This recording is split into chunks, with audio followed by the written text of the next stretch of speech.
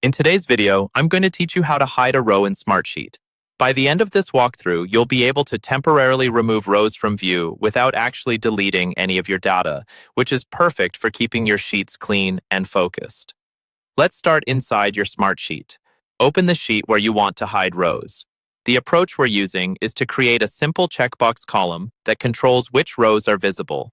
This is a nice solution because you can turn visibility on and off at any time without losing information. First, add a new column. In the column header area, click the plus sign to insert a new column and choose the checkbox column type. This is important. Make sure you select checkbox so Smartsheet knows this column will only contain checked or unchecked boxes.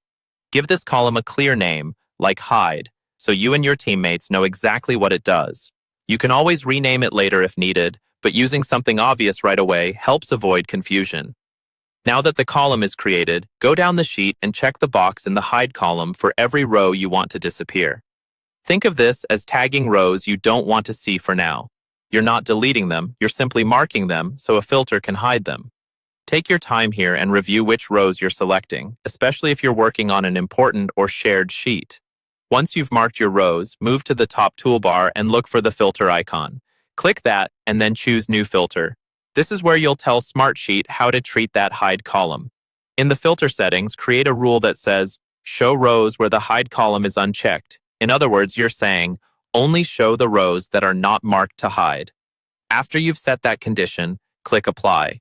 As soon as you do, Smartsheet will hide all rows where the hide checkbox is checked and only display the unchecked ones.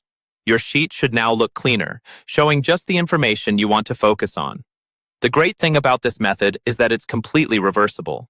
To bring back a hidden row, simply clear the filter or edit it, or uncheck the box in the hide column and reapply the filter.